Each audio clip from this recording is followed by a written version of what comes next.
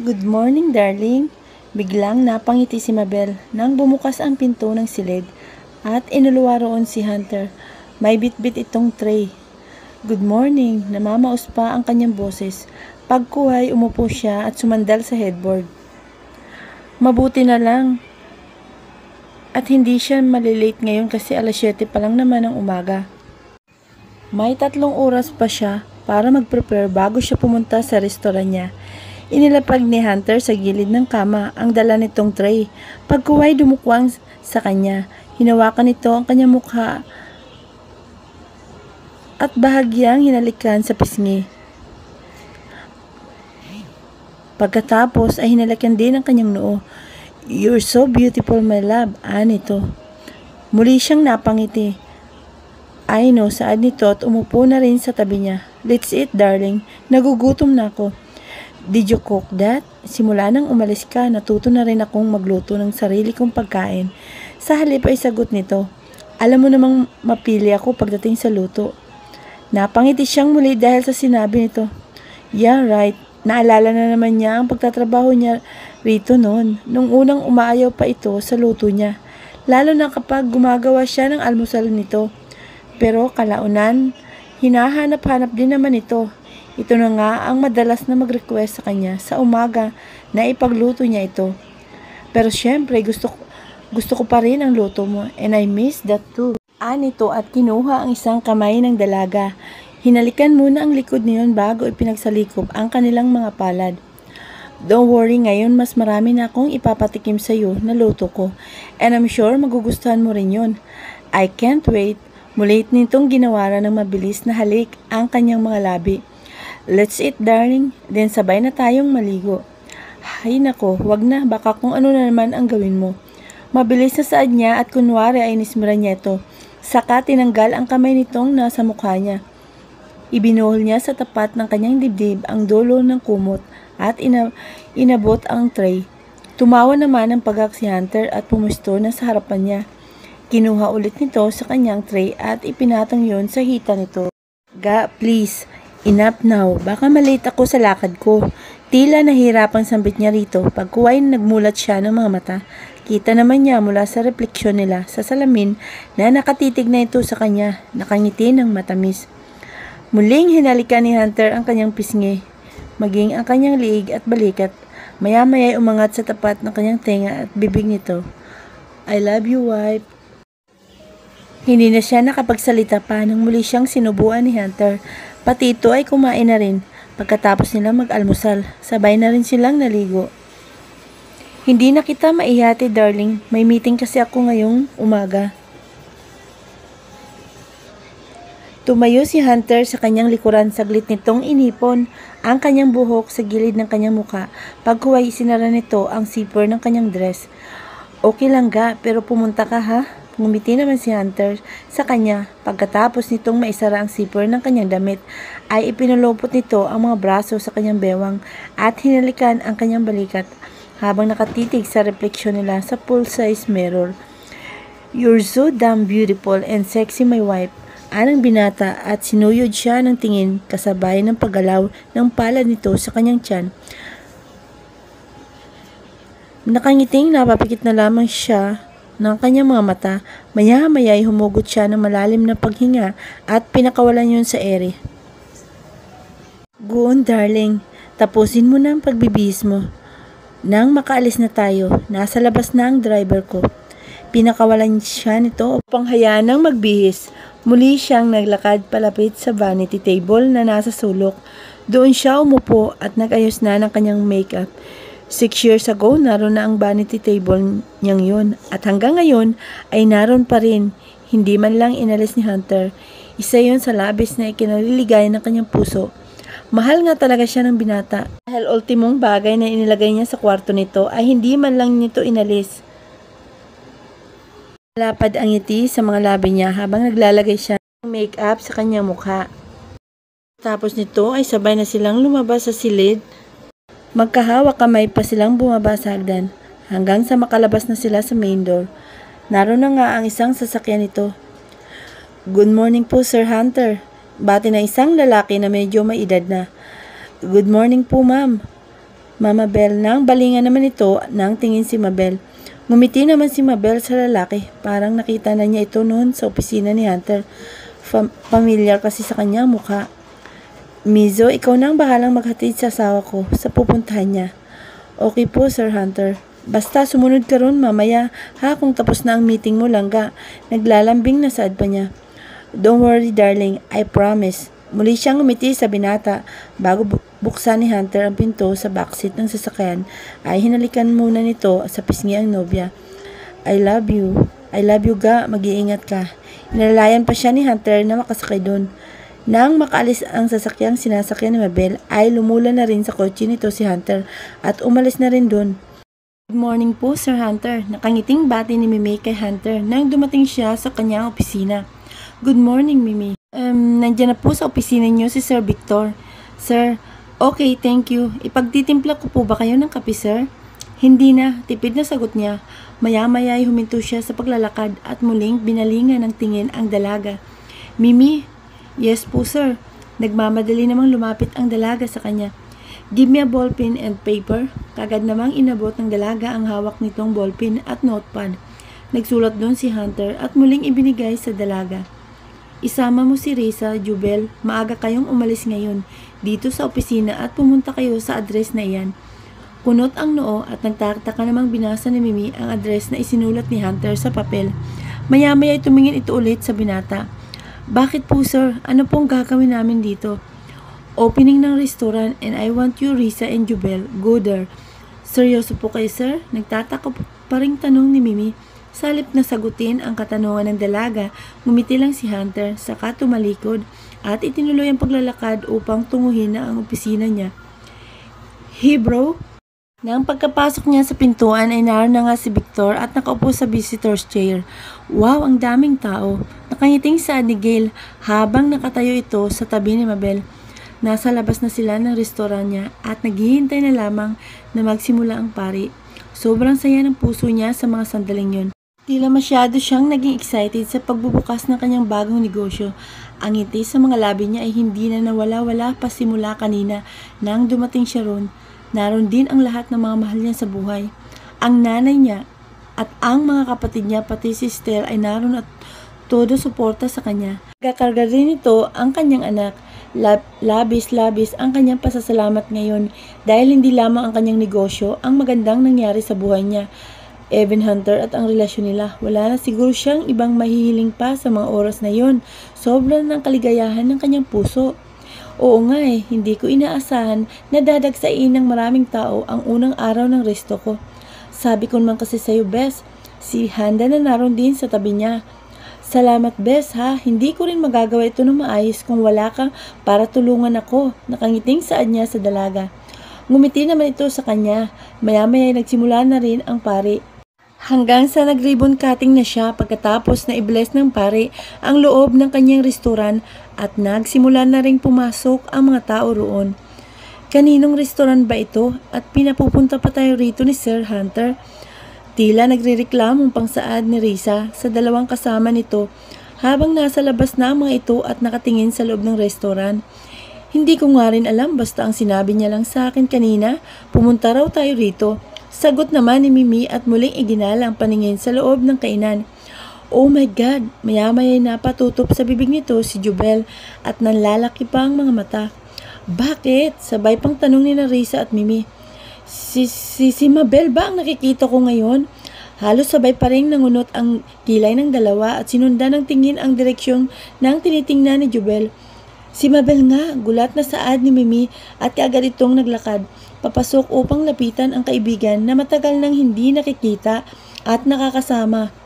Mabel. Si Mabel na abalang nakipag-usap sa mga bisita niyang naroon ay nagulat din nang makita nito si Mimi maging si Risa at Jubel. Mimi, nanlaki pa ang kanyang mga mata dahil sa hindi niya inaasahan na makikita roon ang mga dating kaibigan. Oh my God, ikaw nga.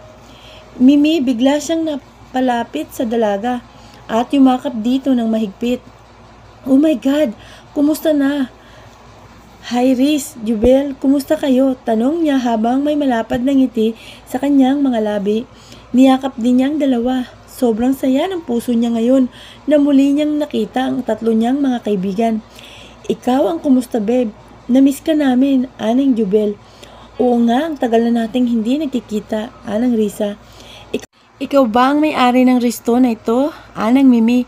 Hindi niya tuloy malaman kung sino ang unahin niyang sagutin sa tatlong ito. Masyado nga silang natuwa na muli silang nagkita-kita. Sa halip na sagutin ang mga ito, nagtawanan na muna sila ron. Come on, doon muna tayo sa office ko para makapag-usap tayo ng maayos. Aya niya sa tatlong dalaga. Sumunod naman sa kanya ang mga ito nang magsimula siyang maglakad hanggang sa makapasok na sila sa kanyang opisina. Wow, grabe babe, ang laki na ng pinagbago mo, Aling Jubel. Habang hindi pa rin ito maalis-alis ang paningin kay Mabel. Ikaw ba talaga ito babe? Tanong din ni Risa. Sobrang ganda mo ngayon at ang sexy mo pa. Saad din ni Mimi, hindi ako makapaniwala na nagkita na ulit tayo. Alam mo bang lagi ka naming pinag-uusapan? Miss ka na namin, sobra. Dagdag pang saad ni Mimi, nasa mukha nga nito ang labis na pagkagulat dahil sa hindi inaasang pagkikita nilang apat. Muli siyang napangiti dahil sa mga sinabi ng tatlo. Na-miss ko rin kayo, Ania. Nagkita na ba kayo ni Sir Hunter? Naitanong agad ni Mimi sa kanya. Kasi siya ang nagpapunta sa amin dito. Banayad siyang nagpakawala ng buntong hininga at tumango. Nagkita at nagkausap na rin kami ni Hunter. Nagkatinginan, saglit ang tatlo, maya-maya ay biglang tumili ang mga ito. Inulan siya ng maraming tanong mula sa tatlong kaibigan at lahat naman ng yon ay kanyang sinagot ng maayos. Kung bakit daw siya biglang umalis at nawala ng ganun katagal, kung ano ang nangyari sa kanila ni Hunter, at kung ano-ano pang mga katanungan. Marami rin silang mga napag-usapan na magagandang nangyari sa mga buhay nila sa nakalipas na halos 6 na taon. Hindi na naubos na kumustahan nila sa isa't isa. Sobrang ngang na-miss niya ang tatlong dating kaibigan, maging ang mga ituman sa kanya. Maya-maya saglit na naputol ang kanilang pag-uusap nang may kumatok sa labas ng kanyang opisina. Pagkuway bumukas yun at inluway roon si Handa. Oh, may kausap ka pala. Sorry to disturb you. No, it's okay Handa, Ania. By the way, mga kaibigan ko pala, si Mimi, Risa at Jubel. Pagpapakilala niya sa mga ito. Ngumiti naman si Handa at naglakad palapit sa tatlong dalaga at nakipagkamay. Hi, I'm Handa. Hi, bati rin ang tatlo sa dalaga. Bakit may kailangan ka ba? Tanong niya sa kaibigan. Yeah, pwede ba kitang makausap saglit? Sure, tumayo siya sa kanyang pwesto. Mga bes, sa labas muna't kayo umorder. Kayo ron kahit anong gusto nyo. Libre na yun. Anya nang balingay niya ng tingin ang tatlong kaibigan. Nako, opening na opening, malilibre ka agad. Anang Mimi, sa susunod mo na kami ilibre babe. Oo nga, pagsang-ayo naman ni Risa. Sige na, labas muna kami. Ngumiti na lang siya sa tatlo bago sila naiwan roon ni Handa. Siya nga pala, may isang kliyente ako na taga Batangas, kaibigan ni Mami. Isa siyang wedding planner. Inabanggit ko sa kanya ang tungkol dito sa resto mo kaya pumunta rin siya rito kasi gusto kanyang makausap. Anang Handa. Talaga, Anya, tila pa niya hindi makapaniwala sa sinabi ng kaibigan. Bali ito ang unang magiging kliyente din niya ng kanyang restaurant kung sakaling magiging maganda ang pag-uusap nila ngayon. Sobra din ang pasasalamat niya kay Handa. Simula pa lamang sa pagplano niya na magtatayo siya ng restaurant sa Pilipinas, naroon na ito para tulungan siya. At hanggang sa paghanap ng kliyente niya, naroon pa rin at handa siyang tulungan ito. Halika at nasa labas siya para magkausap na rin kayo. Sayang kasi kung sa iba pa siya maghahanap nang gusto niyang i-partner sa akin kapag may malalaki siyang ipapakater. Saad ni Handa habang magkaagapay na silang lumabas sa kanyang opisina hanggang sa lumapit sila sa isang lamesa kung saan naroon nakapwesto ang isang babae. Mukhang nasa late 40s na ata ito pero maganda pa rin ang postura. Magaling magdala ng sarili base sa nakikita niyang pananamit nito.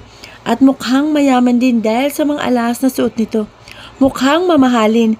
Biglang ngumiti ang babae nang makalapit na sila ng tuluyan ni Handa sa pwesto nito. Best siya si Cristina Morales, amiga ng mami ko. Tumayo naman ang babae na ipinakilala sa kanya ni Handa. Chris, ito si Mabel, ang kinukwento ko sa'yo. Siya ang may-ari nitong restaurant. Ikaw pala si Mabel. How are you? Nakangiting tinanggap naman niya ang pakikipagkamay ng babae sa kanya. Hi po, nice meeting you po, ma'am. Nako, don't call me ma'am, just call me Chris. Mas komportable ako ron. Ngumiti siyang muli. Teka, parang familiar sa kanya ang pangalan nito. Parang narinig na niya somewhere ang pangalan nito. Pero hindi lang siya sigurado kung saan or maybe nakilala na niya ito dati at hindi niya lang maalala. Come, have a seat para makapag-usap tayo ng maayos. Saad ng babae bago muling pumustos. Silyang iniwan ito saglit. Si Handa mismo ang nag-recommend sa akin about sa'yo, Iha. So I know na magiging maganda rin ang negosyo ko kapag simula na tayong maging magkatrabaho. Nakangiting saad ng babae habang kausap pa rin ito si Mabel at Handa. Di siya sa babae. Salamat po and I'll make sure na mabibigyan ko kayo ng magandang service. That's what I want to hear from you, Iha. Maraming salamat po ulit. So paano, hindi na rin ako magtatagal. May meeting din kasi ako sa isang client ko. Inuna ko muna ang pagpunta ko rito para naman makapag-usap tayo ng maayos. Tumayo na ito sa pwesto nito. Ganon din naman ang ginawa ni Handa at Mabel. Muli siyang nakipagkamay sa babae. I hope makabisita ka rin sa Batangas. Soon po kapag hindi naging hectic ang schedule ko. Aasahan ko yan. Well, I'll go ahead. Thank you po ulit. Muli siyang nakipagkamay dito. Pagkatapos nilang makapagpaalam ng maayos, ay inihatid na rin nila ni Handa sa labas ng restaurant ang babae. Salamat ulit, Bes. Ha, opening ko pala ngayon pero may client na agad ako. Nang balingan niya ng tingin si Handa, nakangiti siya rito ng matamis. What are friends for kung hindi tayo magtutulungan? Nagkibit balikat siya pagkuway mas lalong napangiti. Maya-maya'y napatingin siya sa kotse na paparating. Sasakyan yun ni Hunter. Nang maiparada ng binat ang sasakyan sa parking lot at bumaba ito sa driver's seat ay narinig naman niyang tumikhim si Handa na nasa tabi niya. Nang balingan niya ito ng tingin ay kakaiba ang ngiti nito sa kanya. Kaya pala iba ang nakikita kong ningning sa mga mata mo simula pa kanina. Anito. Nangunot naman ang kanyang noo habang may ngiti pa rin sa kanyang mga labi. What do you mean? Kunwari ay umirap sa kanya ang dalaga at bumuntong hininga ng malalim. Kunwari ka pa riyan, Mrs. Mabel Alfanta Imperial. Anito sa kanya, sige na at mauna na ako sa loob. Baka makaistorbo pa ako sa inyo ng labidabs mo. Nanunodyo pa ito bago tumalikod at naglakad na papasok. Naiwan na naman siya roon habang sinusundan ng tingin si Hunter na papalapit na sa kanya. Ngumiti siya rito. She wanted to hug and kiss him pero pinipigilan niya ang kanyang sarili. Baka kasi makita siya ng nanay o ng mga kapatid niya na nasa loob lang ng restoran.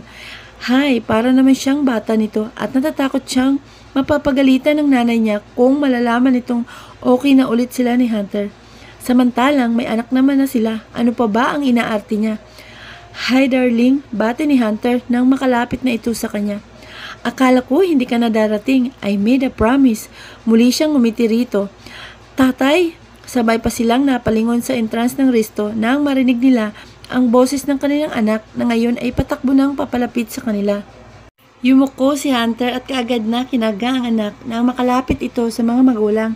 Hinalikan nito sa pisngi ang anak. Hey, how are you buddy? I'm happy po kasi nandito po kayo ngayon. I thought hindi po kayo pupunta eh. Yumakap pa ito sa liig ni Hunter. Of course, pupunta ako because I promised your nanay that I would come here and I want to see you too. I miss you po tatay. Pwede po ba akong sumama mamaya sa bahay mo? Of course, do you want to live in my house with me and your nanay?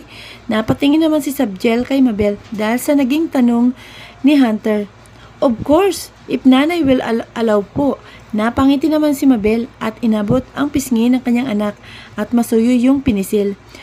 We'll talk about it langga. Dahil sa sinabi niya, biglang napalingon sa kanya si Hunter habang magkasalubong ang mga kilay nito. Tila hindi nito nagustuhan ang kanyang sinabi. What did you say, darling? Sa halip na sagutin ang tanong ni Hunter, tumawa lamang siya ng pagak at hinawakan ang kamay ng anak. Let's go inside, Anya. Darling, we'll talk about it later ga. Hanggang sa makapasok na sila sa loob ng restoran, agad namang sumalubong sa kanila ang kanyang nanay Corazon. Seryoso ang itsura nito habang nakatitig kay Hunter. Ang binata naman ay tipid na ngumiti sa matanda. Pagkuway kinuha ang kamay nito at nagmano. Kumusta po kayo, Nanay Corazon? Kinakabahang napatitig naman si Mabel sa kanyang inay habang naghihintay sa isasagot nito kay Hunter. Sa loob-loob niya ay lihim siyang nananalangin na sana ay napatawad na rin ng kanyang inay si Hunter para hindi na rin maging mahirap para sa kanya na sabihin dito na okay na ulit silang dalawa. Lumapit din sa kanilang tatlo niyang mga kapatid kagaya sa inay niya. Seryoso rin ang itsura nito habang nakatitig sa kanyang nobyo. Okay naman ako. Ikaw, kumusta ka, iho? Kahit papano, bigla ring nabunutan ng tinik sa dibdib niya si Mabel nang marinig niya ang sinabi nito kay Hunter. Kilala niya ang kanyang inay. Sa pananalita pa lamang nito, alam na niya agad kung galit ito sa isang tao o hindi na. At sa nabanaag niyang tinig nito ngayon, sigurado siyang kagaya niya ay wala na rin ang galit nito para sa binata. Lihim na lamang siyang napangiti. Okay din naman po ako, anang Hunter. Maya-maya binalingan din ito ng tingin ang mga kapatid ni Mabel. Si MJ, Nexie at si Ken. Kumusta? Ngumiti naman si MJ at lumapit kay Hunter. Yumakap ang dalaga pagkatapos ay humalik sa pisngi nito. Nice to see you again, Kuya Hunter. Ngumiti rin si Hunter sa dalaga. Nice to see you again, MJ. Well, in fairness, mas lalo kang gumwapo ngayon, kuya. Saad naman ni Nexie. Kagaya ni MJ ay umakap din ito kay Hunter. Mahinang natawa si Hunter. Thank you, Nexie. How are you, kuya? Si Ken naman ay nakipagkamay sa binata. I'm good, Ken. How are you? Seeing her family na maayos naman ang pag-welcome sa lalaking pinakamamahal niya, ang sarap at ang gaan lang sa pakiramdam ni Mabel. Mukhang wala naman pala siyang magiging problema kung sasabihin niya sa mga ito na nagkabalikan na sila ulit ni Hunter. Pero siguro pagkatapos na lamang itong opening niya para makapag-usap din sila ng masinsinan. Ng kanyang inay tungkol sa balak niyang paglipat ng bahay kina Hunter, siguro sa kanalang niya pag-iisipan ang balak niyang pagbalik sa Italy kasama ang kanyang anak. 3 buwan naman ang paalam niya sa kanyang mga empleyado ron. Si Kuya Estel po pala, Kuya Hunter. Anang Ken nang tumabi rito si Estel. Seryoso ang tingin nito kay Hunter. Ganon din naman ang ibinigay ni Hunter sa lalaki. Nagsukatan ng tingin ang mga ito. Makaraan ang ilang segundo ay si Estel na mismo ang nag-iwas ng tingin kay Hunter at binalingan ng tingin si Mabel. Can we talk for a second, Bel? Anya. Yeah, Anya at napatingin pa kay Hunter. Tipid siyang ngumiti sa nobyo. Mag-usap lang kami ni Estel, inay. Sa halip ay paalam niya sa matandang Corazon. Saka magkaagapay sila ni Estel na tinungo ang kanyang opisina. Saglit na katahimikan ang namayani sa buong silid na yon nang makapasok na sila roon ng binata. Hindi niya magawang tumingin dito ng diretsyo, samantalang nakatitig sa kanya ng seryoso ang binata. So, you two are okay now? Tanong nito. Banayad siyang bumuntong hininga pagkuway tumingin dito. Tinitigan niya ito sa mga mata. Pagkuway, tipid siyang ngumiti. Matagal man kaming hindi nagkita si Hunter pero hindi ako nawala ng pag-asa na magkikita kami ulit at mabubuo ang pamilya namin. Sa halip ay sagot niya rito. Napatango naman si Estel dahil sa mga sinabi niya dahil hindi naman ito nagbawi ng tingin sa kanya. Kita niya sa mga mata nito ang lungkot na biglang bumalatay doon. Hindi lamang siya sigurado kung dahil ba yun sa sinabi niya rito. Ayaw naman niyang mag-assume na kaya ito nalungkot ay dahil sa mga sinabi niya. You still love him? Anito, do you like me still? Sa halip ay diretsong tanong niya rito. Hindi naman agad sumagot ang binata. Ngumiti ito sa kanya. Pagkuway, nagpakawala rin ng malalim na paghinga. Hinagod pa nito ang buhok hanggang sa batok nito. Kung sasagutin ko ang tanong mong yan, magkakaroon ba ako ng chance na ako ang pipiliin mo kaysa sa kanya, Bel? Balik na tanong nito, hindi niya naitago sa binata ang naging reaksyon niya dahil sa sinabi nito. Nagulat lamang siya at hindi niya inaasahan na yun ang sasabihin nito sa kanya. Bumuka na ang kanyang bibig pero walang kataga ang nanulas doon. Hindi niya kasi alam kung ano ang itutugon sa mga tinura nito kanina. Estel was a nice person. A nice guy. At wala siyang maipipintas dito sa loob ng mahabang panahon na magkaibigan sila. He's always there for her sa lahat ng problema niya. Lagi itong nariyan para dumayan siya. Pero kahit minsan ay wala siyang nararamdaman na pagtingin dito na humigit sa pagiging magkaibigan nila. He's just a good friend. Tumawa ng pagak si Estelle. Pagkuway, nagbaba na ito ng tingin sa kanya. Of course, that won't happen. Malabong mangyayari yun. The way you look at each other, I know you still love each other. Tibid siyang ngumiti nang marinig niya ang sinabi nito. Yeah, makatotohanang sagot niya rito. At kahit kailanman ay hindi naman nawala ang pagmamahal ko kay Hunter. So I am sorry kung... No, mabilis na pinutol na Estelle ang pagsasalita ng dalaga. You have nothing to apologize to me, Belle. Hindi mo naman ako pinaasa dahil sa nararamdaman ko para sa'yo. It's just that, hindi ko lang pinakinggan ang sinasabi ng isip ko. Sa halip ay sinunod ko ang sinasabi ng puso ko. Akala ko lang kasi, maybe there's a chance, pero mali pala ako. Saad nito at muling bumuntong hininga ng malalim. Nang titigan niya ulit ito sa mga mata, hindi na lamang lungkot ang nakikita niya ron. May sakit at kirot na rin siyang nababanaag sa maganda nitong mga mata. But there's nothing she could do to erase the pain he was feeling in his heart right now. I'm happy for you, Belle. Finally, buo na rin ang pamilyang matagal nang pinapangarap ni Sabdiel para sa inyo. Ngumiti siyang muli sa binata. He's right, matagal na ngang pangarap yun ng kanyang anak. Maging siya man ang mabuo ang kanilang pamilya. Siya, si Sabdiel at si Hunter, hindi lamang iisang beses na narinig niyang nagdadasal ang kanyang anak na makita na nito ang tatay nito. At sigurado siyang labis na matutuwa ang kanyang anak kapag malaman nitong titira na sila sa bahay ni Hunter. Wala nang may makakapaghiwalay sa kanilang tatlo. Tama na ang mahabang panahon na pinagdusahan nila dahil lamang sa isang pagkakamali noon. Thank you, Estelle. Thank you sa pag-intindi mo sa nararamdaman ng puso ko. Anya at naglakad siya palapit sa binata. Walang paalam na yumakap siya rito ng mahigpit. I know, there's the right woman for you. Mabait ka. Mabuti ang puso mo. Mabuti kang anak kila Tita Maylin at Tito Jun. You deserve someone else, someone better than me. Huwag mo lang isarado ang puso mo para magmahal muli. Naramdaman niya rin ang mahigpit na yakap sa kanya ng binata. Ilang saglit silang nanatiling tahimik habang magkayakap lang. Hinayaan na muna niyang binata na yakapin siya hanggang sa ito na ang kusang kumalas ng mga braso sa katawan niya. We're still friends after this, aren't we? Tanong nito. Bahagi siyang natawa at pinunasan ang butil ng luha na tumulo sa kanyang pisngi. Kanina habang magkayakap silang dalawa. Oo naman, isa ka sa mga kaibigan ko na hindi ko hayaan na mawala sa akin. Isa ka sa mahalaga sa buhay ko. Ngumiti na rin ng matamis ang binata pagkuway inayos ang kanyang buhok. Inipit yun sa likod ng kanyang tenga, pero maya-maya ay nangunot ang noo nito nang mapatitig sa kanyang liig.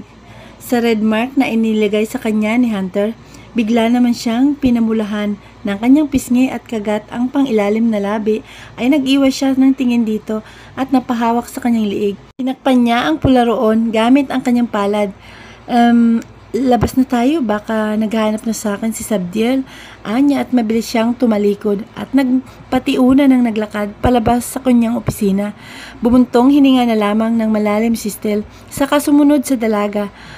Alam mo, babe, sobrang nalungkot talaga kami nang hindi ka na pumasok sa opisina. Tapos malaman na lang namin mula kay Ma'am Miranda na nagkahiwalay na pala kayo ni Sir Hunter. Malungkot na saad ni Jubel kay Mabel. Nakapwesto na sila sa isang bilog na lamesa. Kasama niya ang tatlo at kakwentuhan na naman. Hapon na pero marami pa rin ang taong nagpupunta ron para mag-dine-in. Si Gel naman ang pinatao niya sa cashier. Si Handa naman ay kanina pa umalis at nagpaalam sa kanya dahil may trabaho rin ang dalaga sa restoran nito. Ang kanyang mga kapatid ay naroon naman sa isang lamesa habang kasama ang kanyang nanay, ang kanyang anak pati si Hunter. Mukhang masaya naman ang mga ito habang nagkukwentuhan. Si Estelle naman ay nagpaalam na rin sa kanya dahil may gagawin pa rin ito sa Las Piñas. Alam niya gusto lamang nitong umiwas dahil naroon pa si Hunter, pero hinayaan na niya. Basta ang importante ay nagkausap naman sila ng maayos. Alam namin na si Jess ang may kagagawan kung bakit kayo nagkahiwalay ni Sir Hunter. Saadin ni Risa. Tila nangasim pa ang mukha nito nang banggitin ang pangalan ni Jess. Wala namang ibang gagawa nun kundi siya lang. Saadin ni Mimi. Siya lang naman itong patay na patay kay Sir Hunter. Tingnan mo lang, halos 6 na taon din siyang panay ang lapit kay Sir. Kahit ilang beses nang ipinamumukha sa kanya ni Sir Hunter na wala siyang mapapala sa pagpapabebe niya, ayaw pa rin tumigil. Habol pa rin ang habol. Nako, kung hindi lang siya ang nakapagligtas sa buhay ni Sir Hunter noon, sigurado naman akong hindi siya pagbibigyan ni Sir Hunter na maging model pa rin ng alak ng kumpanya.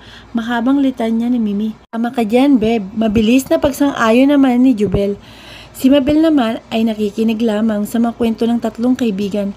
Ayaw niya magsalita dahil ayaw niyang maputol ang pagkukwento ng mga ito sa kanya. Natutuwa rin siya na kahit maikling panahon lamang ang naging pagsasama nila noon at ang pagkakaibigan nilang apat. Pero lumipas man ang mahabang panahon, nanatiling kaibigan pa rin ang turing ng mga ito sa kanya, maging siya man sa mga ito. Kaya nga labis siyang natutuwa na muling makita ang mga ito ngayon. But don't worry, babe. Kahit papano ay naipaghiganti ka rin naman namin sa Diyos na yon. Saad ni Risa nang umiti pa. Nangunot ang kanyang noo. Anong ibig mo sabihin? Nako, pinagtulungan namin ang bruhildang yan. Paano naman kasi kung umasta akala niya siya na ang asawa ni Sir Hunter at nagmamalaki na kapag nagpupunta sa office. Napabuntong hininga na lamang siya. Sana hindi niyo na lang pinatulan. Ayaw naman talaga naming patulan. Sana, ikaso sobra na, bebe. To the highest level ang sama ng ugali, Anang Risa.